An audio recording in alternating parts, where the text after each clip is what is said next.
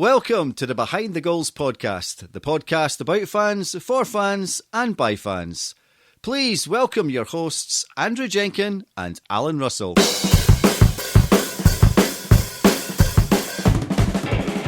Hello and welcome to episode 28 of the Behind the Goals podcast from Supporters Direct Scotland. Andrew and I today are going to be joined by Oliver Haltway. He's going to be telling us about the Bath City story. It's maybe one that's less known than some of the higher profile community ownership stories south of the border. Wimbledon, Manchester United, FC United of Manchester, United, yeah. AFC Wimbledon, and get a lot more media attention. But the story of Bath City is quite phenomenal, really. I really enjoyed it, and I learnt an awful lot on our chat with Oliver that I didn't know before about that story. Yeah, I'd seen Oliver give a presentation at the SD Summit last year, and I was like you, I really hadn't heard much about it, but I think I said it on several occasions during that interview. But it was a very refreshing story to hear that actually football can be run in this way. And when you're ever feeling a bit disillusioned about how football's being run, then it's good to know that there is this kind of grassroots movement in the sixth tier, at least, that hopefully will progress up, and learnt a lot from it. Good to hear the use of community shares as well, which is something we discuss in it's something that's maybe not the most commonly known route to community ownership, but there's a real live example of how it's made a real difference in terms of how the club is structured now, but the amount of money that they were able to raise in order to get there. Oliver gives some numbers about what he thinks they may have raised with a more traditional fundraising campaign of just asking for donations versus what they raised through community shares. So it's a great live example. Absolutely. We also have a bit of time to discuss Ken Loach. Which is I always enjoy, being a bit of a film lover. Which was good to hear his involvement in the campaign, and also a lot of crossover to our interview last week with Kevin Wright about engaging fans. And that's right. I think there was phrases that they used that were almost identical, talking about democracy as a two-way process, or I think with Kevin he talked about fan engagement as a two-way process, but it's absolutely right. Actually having a mature conversation, exploring things in detail, not just paying it lip service.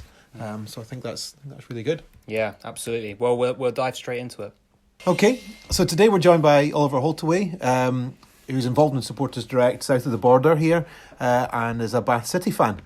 So Oliver, tell us a bit about your background. Yeah, sure. I've been a Bath City supporter for about 17 years now. And most of that time I spent as an exile. I wasn't living in Bath. I grew up in Bath. I was living in London and further afield. Around about the time that I moved back to Bath about 4 years ago, I started to volunteer for the club, or actually particularly I volunteered for the Bath City Supporters Society, which was the Supporters Trust. My background is journalism and public relations. I can write relatively easily, and so I became the secretary of the Supporters Trust, which at that point was just a small organization, about 100 members. We owned about 17% of the club. We had a director on the board, but that was about it. So it was kind of a pretty quiet affair, and they were pretty desperate to get new people involved. I was having to put my hand up and become secretary. And then, about 4 weeks after I agreed to do that at the AGM, the door opened for us to pursue a community ownership bid. And suddenly I was thrown very heavily into what prompted that campaign. What prompted that bid in that campaign? We were in a situation where we were already a supporter-owned club. So we were owned by the fans, thanks to a fundraising that had happened towards the start of this century. But we hadn't pursued a community ownership model for that. So basically we had 5 or 6 people who owned 51% of the club. And they were all supporters, but they owned the club, and they made up the majority of the board, and they ran the club, and they also kept the club afloat by making directors' loans a very common model at all levels of football, especially in non-league. And to put it simply, they just got to the point where they said, we just can't keep lending money into the club. We can't keep pumping money into the club anymore. There has to be new sources of finance. Something has to change. And they made a public appeal in November 2015. November 2014 to say this. And at which point the supporter society stepped forward and said, look, we've come to you in the past and said that we want to move to community ownership. Will you let us have a chance to raise the money to do this? Like, what's the price? What's the deal that we can come to make this happen? So, and that's really, so yeah, in January of that year, January 2015, we sat down with the board members and said, can we have a go at this? Can we see what happens? Yeah. And they were cautious at first, but we managed to get things going and kind of come back with a plan and agree with a target price. Okay.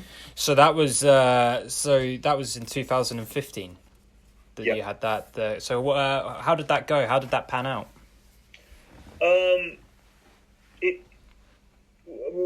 We didn't get there the first time around. So the first time around, we agreed with them a target price of £750,000. It was a pretty high bar, and had we achieved that, we would have completely bought them out and taken over the club. Yeah. So we would have been a full CBS, full community benefit society, fully corporately run, in the way that AFC Wimbledon is, in the way that FC United of Manchester are as well. We didn't get there. We launched in June. We ran for 3 months our fundraising campaign using community shares. We had a good response, but we got up to 300,000. So we're not quite halfway there. Yeah. I think the main issue we had was, partially, it was obviously a very high target.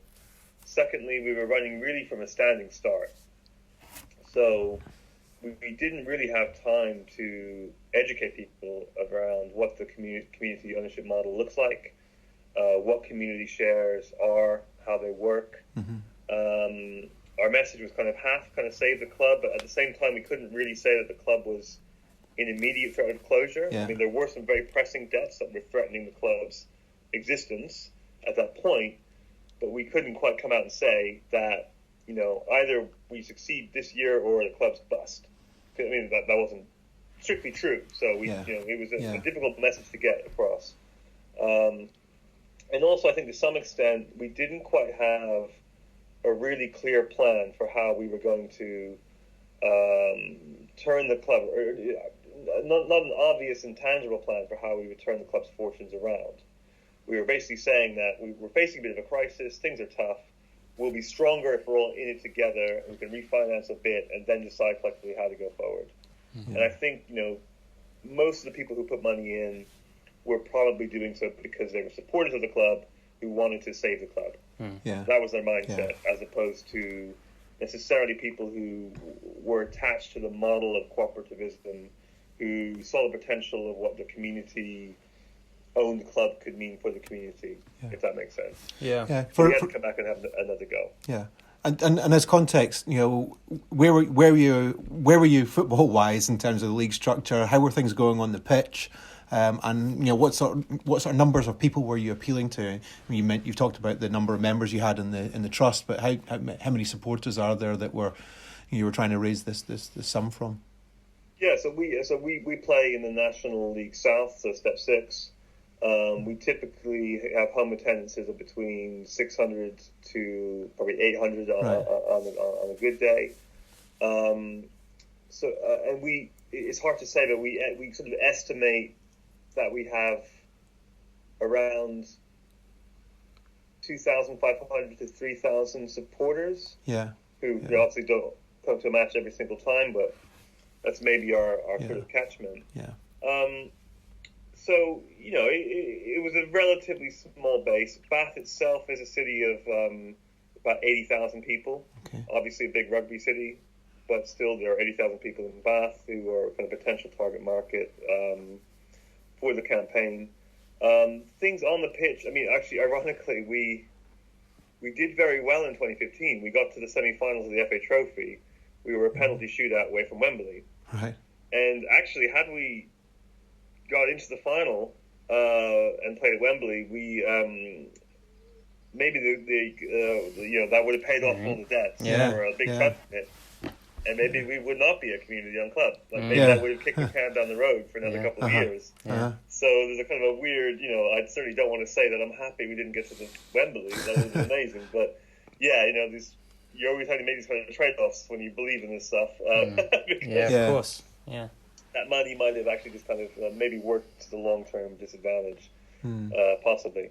So yeah, we were doing okay-ish on the pitch. There were some people weren't happy with the manager at the time, and it certainly unraveled quickly after that. But on football-wise, but we were in kind of a steady state, I suppose, football-wise. But of course, all of that was being propped up by unsustainable debt being injected into the club on a year-by-year basis.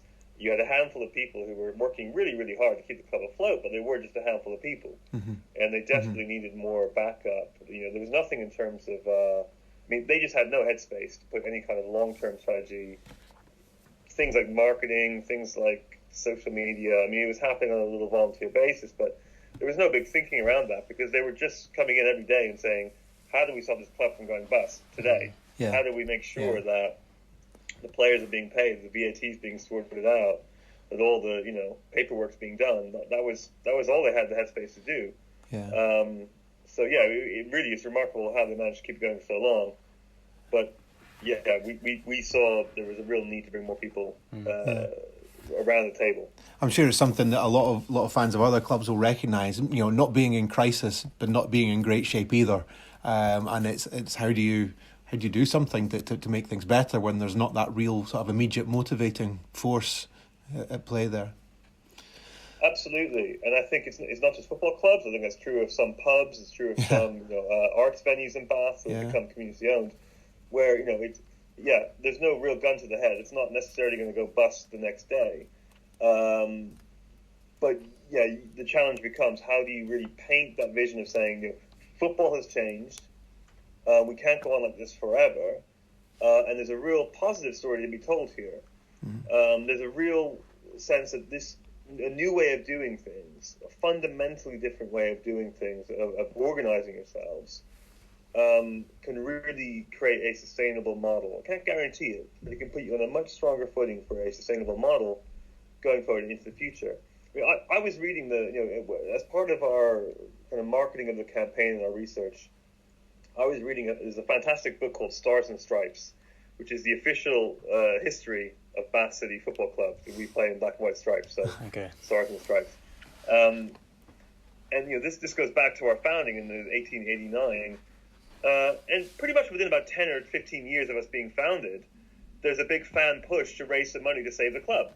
Like it just happens every generation. This constant thing of the fans digging deep to pay more to buy you out of the debt and figure out a way to get the new ground or whatever. So it's been going on and on and on and on for years. But always, and this is true across football, it's always in that kind of supporters club model of raise the money the club needs, give it to the club, and let the club get on with it. And as we all know within the movement, it's only really around 1990 that you start to see this idea of a supporters trust, where actually in return for your money, you actually get a stake in the governance. So this is basically what we were saying to the supporters. Most of them had been through several of these big fundraising, save the club, tin rattling exercises. The last one had only been about 15 years ago. So we had to kind of say, look, this is a different model. One member, one vote.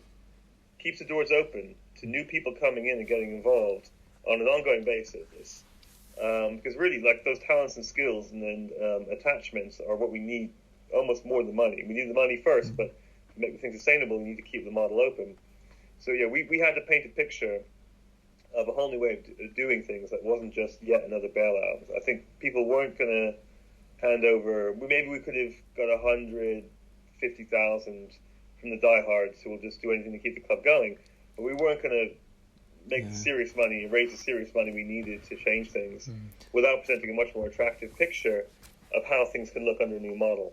So yeah, you're absolutely right. I think you can't just rely all the time on that sense of crisis. Mm. Yeah. I was just going to ask about, you mentioned earlier community shares as the kind of mechanism that you use to raise that capital in the first effort.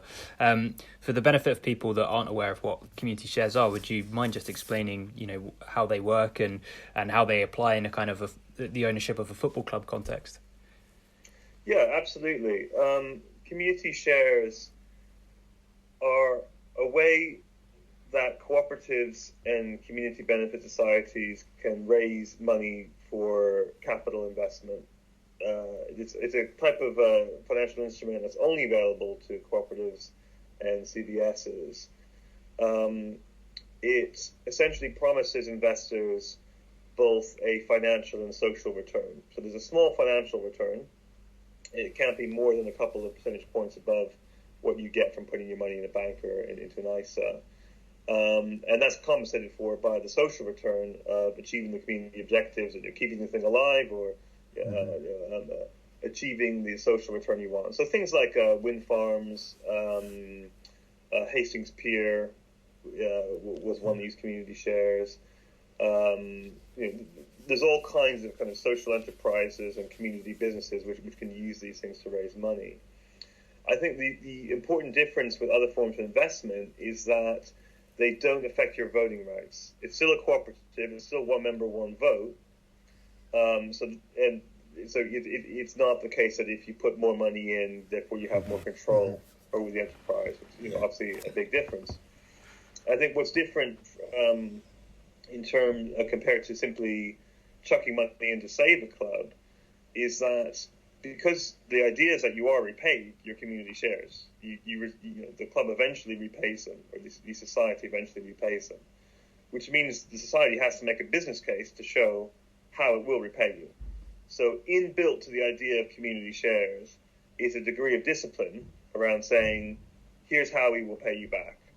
And the person buying has to look at that prospectus and say, I believe you. This makes sense to me. I understand how this works. Therefore, here's my money.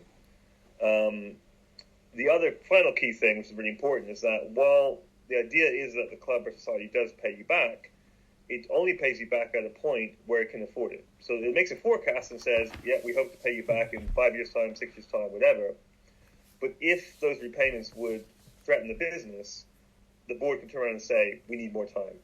Yeah. So in a sense, you're kind of giving a bit of leeway in terms of the risk you're taking as an investor, and de-risking the society itself. So those are the main things. Now, that's not that easy to explain. That took me about 20 seconds, 30 seconds there.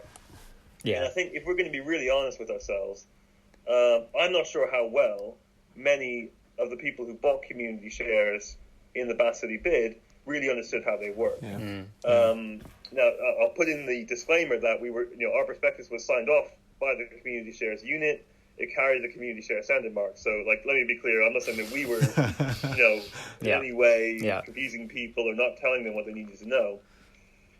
But, we ran a survey a while later, and we discovered that there were around 100, maybe even 200 people who did not understand that by buying a community share, they had become a member of our trust. Yeah. They didn't understand that. Yeah. A lot of people don't quite understand that a community share is not what gives you society membership, although you have to have it in order to, So, essentially, if the way it's working, I suppose you're right, it's very complex, but what people need to know is that it's a very good way for a society like yourself to raise the necessary capital and part own the society as well. So they own a stake in the society, which ultimately owns the football club if it's the kind of majority shareholder of the club. So, I suppose that's the important thing, really. And there is also so you can also get social investment tax relief as well. So if there are other clubs that are out there thinking about doing it, or other supporters trusts, the shares are a really good way to do it, because we've seen all sorts of different models. But I suppose one we haven't really spoken about much on the podcast is community shares. Yeah. One of the things I think is really significant in the way you described it, you said earlier on that if it had just been more bucket rattling, you might have got 150,000 you got 300,000 doing it this way. So it may be technically difficult for people to understand, and some of the nuance may be lost on people. But it was enough of a difference that it got people putting their hand a lot deeper into their pocket than they would have done otherwise. So there must have been something very effective in the way that you got that message across, just to get that level of investment through that scheme. Oh yeah, and I mean, let me be clear. I'm a really big fan of community shares. I think it's a great form of investment. It was a very good way of kind of repackaging and rebranding something that already had been sitting in cooperative legislation for a long time. I'm a big fan of it, and I think the key thing is when you say to people, this is a community share that gives you both a social return and a financial return, and because it's a community share, it's one member, one vote. Like once people got that, people understood that part of it, and that's the really most important thing. It's more once the thing's over and you start to unpick it, and there are layers of nuance underneath it, which I think it's incumbent on societies to do as much as they can to educate people around that. Overall, though, no, I think they're a fantastic instrument. They're very, very good for football clubs, and I think football clubs can use them. I'd like to see football clubs using them for reasons other than simply buying stakes in football clubs. I mean, of course, FC United of Manchester, I think I'm right in saying, raised £2 million in community shares to go towards the funding of their new stadium. I think there's all kinds of things that we could be using them for. So yeah, I'm a very big fan, and I think that they do help to tell that story of how this is different than just save the club, but we'll be back in 10 years or 5 years. Rattle the tin again. Yeah, absolutely. I think as well, even on the very surface of it, the name community shares has got the right kind of sound about making somebody feel like they own something. So you had the mechanism, you had the business plan, you'd had the first attempt. What is it that you kind of you said you were doing it from sort of a standing point rather than running towards it? Because a year later you'd completed it. So what are the kind of steps that you took after you had the kind of first bid that didn't really pay off? What changed in between? Yeah, I think one of the key things that changed was that by achieving that 300 mark, while it was less than half of what we were aiming for, I think it demonstrated to the existing shareholders that we were negotiating with that there was real potential here. I think that it gave them faith that the city of Bath cared about the football club, and that it was possible to unlock this level of investment. That was key. I think the other thing that was definitely key was that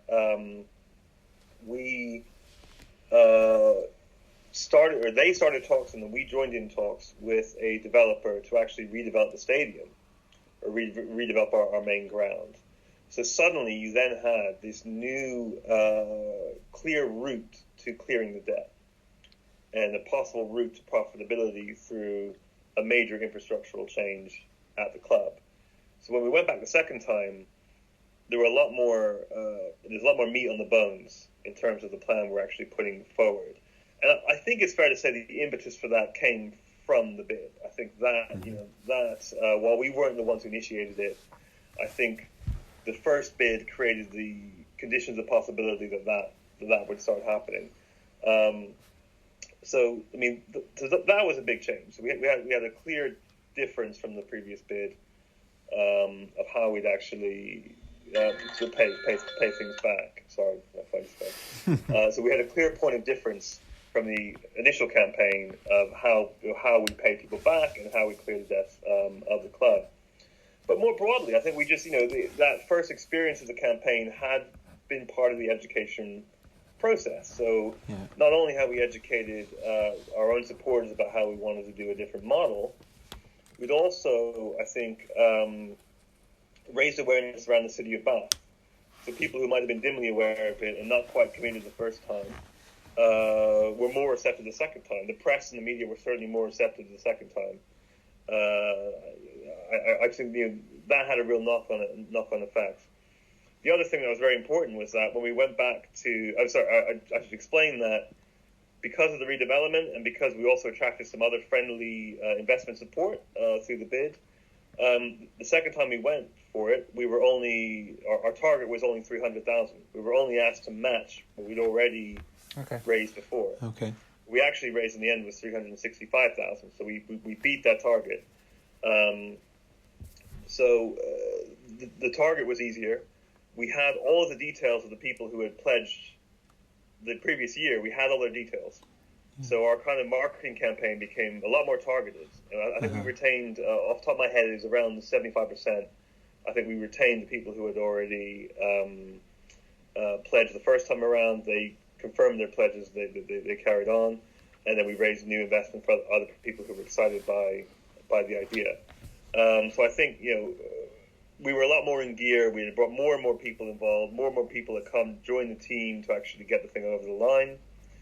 I mean, so that really helped. I think that really made a big difference to us in terms of just raising awareness and having a team in place. And in the end of the successful bid second time round, did all of that investment come in the form of community shares, or were people contributing in other ways? We had donations, but I think that was. I mean, I don't have the figures in front of me. I think that we had donations that were probably less than £40,000. Okay. I would say off the top of my head. But it was donation to the shares. Yeah. We also had friendly investment of about £350,000. So it was basically interest-free investment, which is basically tied to the redevelopments. Yeah. Going ahead, so very, very friendly terms from friendly investors who I think were attracted to the project because they'd seen the amount of support that it could receive and the potential good it could do in the community. It was a mixture of friendly loans and community shows. You mentioned the marketing, and one thing that I've seen in the past, which I absolutely love, was the film that you did, which is quite special. Perhaps you could tell us a little bit about the film you used to help promote the bid. Yeah, well, I mean, it's absolutely essential these days if you're crowdfunding in any way to have a decent video clip on your website. We're very fortunate at Bath City in that one of our key supporters and moving kind of one of the early movers in getting our trust going is Ken Loach, the film director, and sort of great lion of left-wing politics. And it's a kind of a great champion of communities doing things for themselves. So yes, we had Ken Loach, who essentially produced that film. We actually the director was a very talented director who's worked on other films for sort of Shelter and other charities. And Ken was very impressed by him and kind of brought him under his wing. They made this fantastic film together to promote the bid. Ken's been great throughout. He's really been people sometimes think he's like a figurehead that we wheel out to give speeches and do interviews and kind of sprinkle his stardust, and that's all he does. Nothing could be further from the truth. I mean, I remember recently, because his last film, Daniel Blake, was incredibly successful. And I remember very clearly there was one day I was sitting in a freezing cold meeting room at Torton Park, sitting opposite Ken Loach, where he was kind of complaining and saying, there's no dedicated page in the program for our supporters trust. We must do something about this. We have to fix this problem. Right. And I'm going, yeah, Ken, fine, yeah, we'll figure it out. And thinking to myself, yesterday you were accepting an award. I think it was like the BAFTAs or whatever it was. He was on stage in black tie accepting an award. And now you're sitting in at 8 o'clock in this freezing cold meeting room talking about the program at Bath City and how we're going to get a road going so someone's writing something. He really gets stuck in to the detail. And, all of the kind of nitty-gritty that it takes to get a supporters trust successfully, running. He was also the one who really badgered us. I think when we first designed the bid, we decided that the minimum investment would be £500. And we based that on another local campaign that had happened with a pub in Bath called The Bell. And we agreed that, and Ken just wore us down, saying, no, it's too high, you're leaving people out, 250 is a better compromise. No, Ken, we've we've decided it, we debated it, we decided it. He just kept wearing us down, and eventually we went with 250, which I think was the right move. I mean, we ended up with having I think about 640 people ended up. No, sorry, excuse me. We ended up with about 570 people buying community shares, and I think we got a much wider base of people because we did price it at a point that was, affordable to more people, and I think it was still high enough that we captured, enough value. We didn't leave anything on the table. But yeah, he's been fantastic, and that film we made, I highly recommend to people to invest properly in making those films. I think they're very effective. We spent a bit of money to actually make sure we got a high quality professional product. If you can do it, I think it's worth its weight in gold. And where can people watch it if they want to, if they're looking for some inspiration? Where is it? Oh, well, if you go on YouTube and search Big Bass City Bid, Okay, that's where you'll find it. right, Great. Yeah. We'll also include it in the program notes to this. Please do. Yeah, that would be great. Yeah. I was about to say go to the Big Bass City Bid website, but we need to do some work on that because it's basically still like frozen on. We did it. Next steps is this. Like, it's still we true. Go back and turn it into kind of an archive and like a, lessons we learned. And Sure. Maybe SD will give some funding for that. So that was about. So you raised the money you needed over a year ago, and you've sort of been in fan ownership for a year now. How have you found that? What are the kind of things that you've learned from over the past 12 months?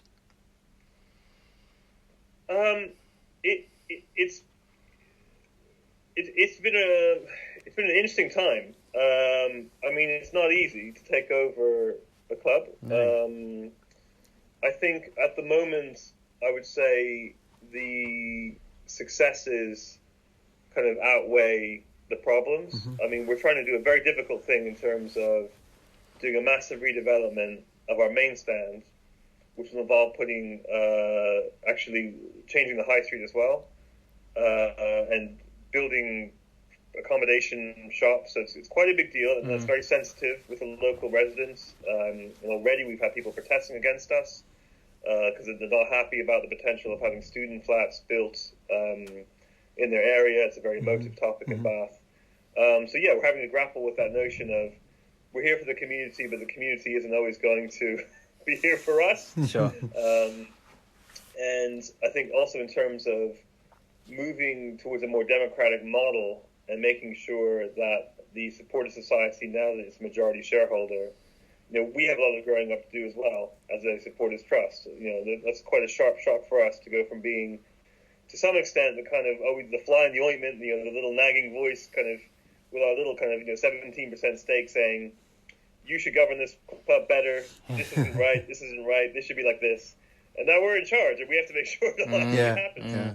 So, that's a bit of a shift. And I said there have been some teething troubles in terms of making sure that we're communicating properly with fans, making sure that we're delivering on the promise we've made in terms of the democratic structures that we put in place. I think we're getting to grips with that. A lot of it just means it comes from experience. It comes from training. I think one big lesson as well is that it's easy to write things down and create governance papers and standing orders. It's not really until the shit hits the fan or the rubber hits the road that those things really come into their own. And you see whether they really work and whether they are really appropriate for your organization. It takes those little battles, the little controversies, to tease out what the right governance structure is for you. I think the biggest kind of internal debate we've had was around 3G.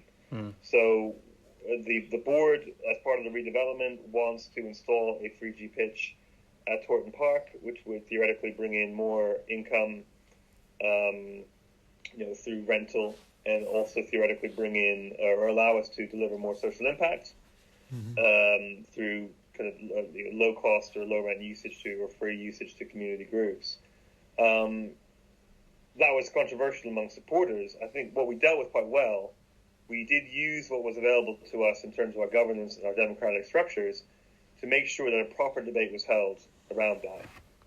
So at an interim general meeting, Supporters put forward motions to make sure that there would be a vote on 3G. They made sure the vote would be separate to the redevelopment, so it wouldn't be a case of saying, if you're against 3G, you have to vote down the whole redevelopment. We made sure they were treated as different components. I think really critically, we made sure that people who are opposed to 3G were given access to the same information as those who supported it, and were able to create a case, a kind of a pro-grass case or an anti-3G case that was included in the mail-out to members. Okay. So rather than having a situation where the kind of technocrats and the kind of progress type people, the pro-3G, we must have progress, sensible people put out their business case and, feasibility study, and the only voices against it were kind of vague voices on Twitter and Facebook going, oh, but it's ruining the game and da-da-da, and rather than those people being written off as being romantics and kind of Luddites, they were able to say, well, actually, hold on, these numbers don't necessarily add up. There are health risks we haven't thought about. We sold the whole club on this romantic vision of being this kind of non-league, against modern football, charming, old stadium. Like, isn't this going to disrupt the very point of what we're trying to do? So they were able to make, a really strong evidence-based case, in a fair democratic discussion. I mean, they were completely annihilated. I think it was like 89% were in favor of at least exploring 3G. But I think that, we went through the democratic process properly, and I hope that people walked away from that feeling that, it was a fair discussion, and now we can all unite around that idea and push on. So that was a really good experience in terms of democracy. More broadly, sorry, I feel like I'm being a little bit negative here. I've gone straight to the kind of the top bits. In terms of the positive, it's been fantastic. I mean, the amount of people we've now attracted both to the board and in terms of volunteering, the marketing side of things has been completely reinvented. We have a general manager now who's really revitalizing the operational side of things. So there's real sense of optimism and wind behind the sails across the club. So, I mean, that's been really, really positive. So, despite all the teething troubles, the overall mood, I think, among supporters is still very positive about the community ownership and about the way that we've, changed the way the club has been working.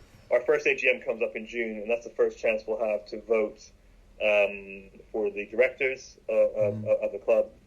I think that's a really positive step. So it's been really good. That's great.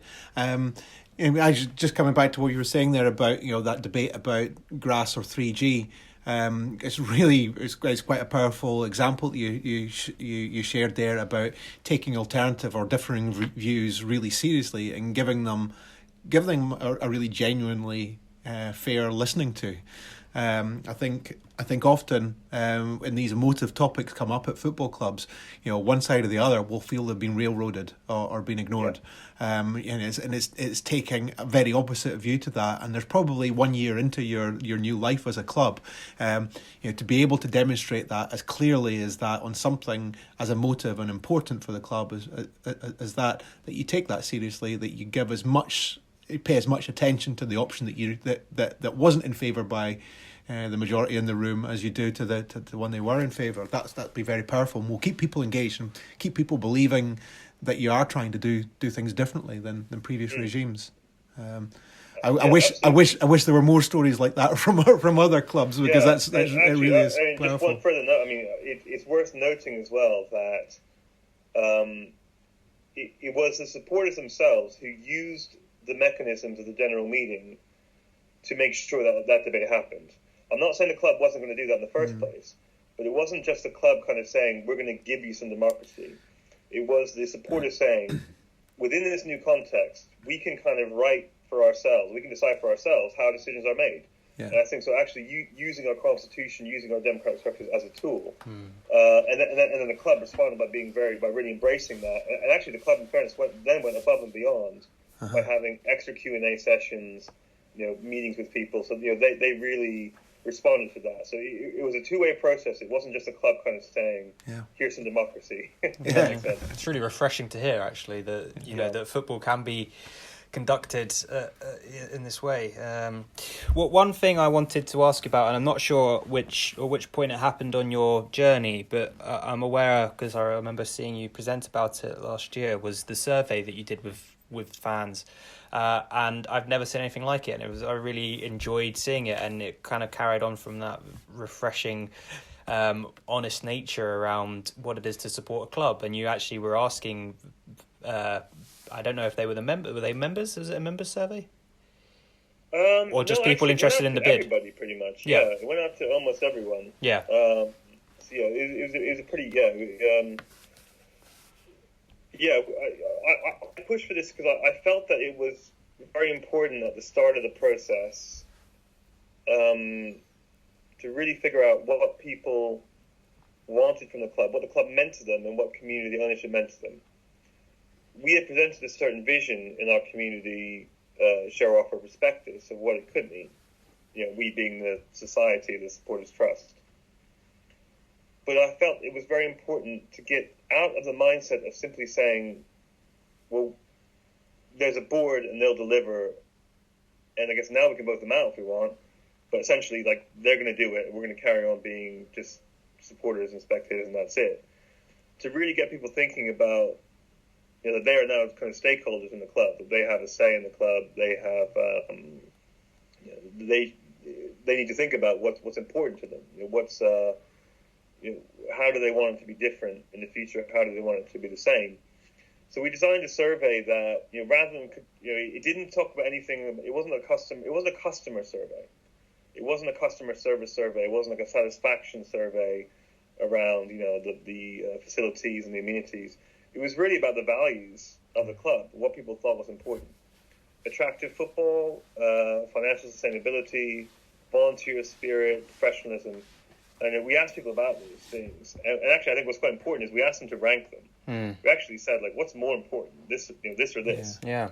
And if I remember, sorry to interrupt, but if I remember correctly, you had, because that's a question I'm sure every fan would love to be asked, was actually, do you value a certain style of play over, I think, was it progress through the league? So you were basically asking, should we be trying to play nice football, or should we be doing anything we can to get promoted? Which are two very, and if you ask fans, I think they would have very strong opinions on those. Yeah, absolutely. I think in general, attractive football just about edged it out. I think the top three were, attractive football, ambition to climb the leagues, but number one, financial sustainability, which is obviously very, very reassuring to hear as someone from a Supporters Trust perspective or community ownership perspective. But actually looking at attractive football versus just progress up the leagues, people have very different views on that. But I think it's important to ask, and important to get them to rank, that kind of thing.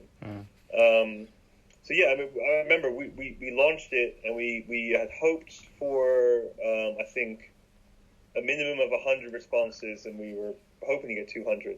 We had 650 responses, like way earlier than our deadline.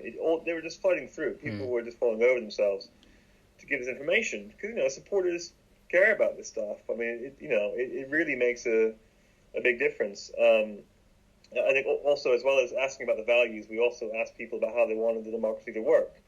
So we sort of said, do you want to be consulted on every single decision? Do you want to, how much say do you want in all this various things? Do you want the board just to get on with it? Or, and that gave us some guidance around exactly what people wanted.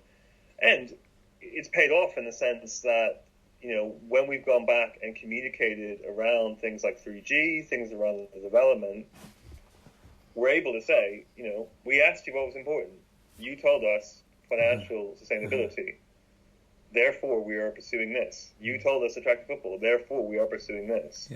Of course, the board still needs to kind of show leadership around those issues. But, it gives you a structure and a context to make decisions and communicate back to people and say, we are listening. We are responding to what you have told us you want. Well, thank you so much for your time. Yeah, been Brilliant. great talking to you, Oliver. Really enjoyed My that. pleasure. Yeah, I hope my answers weren't too long. No, it's No. It's a fascinating story, and it's one that I feel that needs to get out there a bit more. You always hear about, kind of fan-owned stories, FC United and a lot of others, which are all very worthy, of course. But this is just a really interesting, refreshing way that you've gone about it, and I think there's a lot of good practice there for a lot of other clubs to learn from. Yeah, absolutely right. Thank you for joining us. And if I can do a quick plug for Supporters Direct, I mean, Of course, make always. sure if you are a community-owned club and you want to go this way, make sure you are a member of Supporters Direct, and make sure you use the hub at supportersdirect.org, because we there's a great potential for us to share information. I always find it incredibly useful and inspiring to speak to other fan-owned clubs of all sizes and different leagues as well. Use it, and we should all be relying on each other to help each other to make sure that community ownership really is the best way for football. Yeah, well, we'll have to get you up to Scotland at some point to Definitely. share your learnings. Okay, thank you, Ollie. Thanks, Ollie. All right, thanks, guys. Cheers. Take Speak to you care. soon. Bye now. All the best. Cheers. Okay, so thanks again to Oliver for coming on the show with us. I was really taken by the thing that Oliver said about Supporters Direct and encouraging people to use the hub and share experience. I often think that as football fans and as football as a sport, it's a competitive world, and we see each other as rivals, sometimes enemies. But actually, there's more that unites us than there is that divides us, and the experiences that people have had at one club should be shared and are shared. And the people who have been responsible for these movements and for these successes are more than happy to share their story with others and let others kind of follow in their footsteps. So I think that's one. Certainly read up more about the Bath City story. Go and check out what's written on the Supporters Direct hub and see some of those ideas. And if you're considering any of these types of routes for your own club, look to people who've done it before as a first step and learn from them. Absolutely, yeah, a huge amount of resources that are produced and events that are held, and just best practice sharing that takes place. So it's always incredibly useful to be involved in it, and just to get involved. So we couldn't encourage anybody more to do that. That's right. It's a bit of a common thread in a lot of these stories that they don't always go perfectly first time round. Sometimes it takes a couple of goes to make these steps. And I always think you learn more from things going, not so smoothly than you do from having a success first time round. So learn from other people's difficulties or struggles. Yeah, absolutely. So join Supporters Direct, basically. Absolutely. Well, thank you again for listening to the Behind the Goals podcast. Remember, you can get in touch with the show by emailing us at behindthegoals@gmail.com. No, behind the goals at hotmail.com. Behind the goals at hotmail.com. Behind the goals at gmail.com goes to somebody else. Oh, right. A rival podcast, Oh, maybe. boo! Don't email them. God. No, I tried to get the Gmail one, but it's gone. I don't know who on earth would have a name like that. So yeah, well, email us or tweet us, which is at supdirectscott, and we'd love to hear from you. Yeah. Until then, see you then. Yeah, have a good week. Behind the Goals is a Supporters Direct Scotland podcast. You can get in touch with the show by emailing behindthegoals@hotmail.com, or you can also tweet the show at supdirectscott. That's SUPP Direct Scott.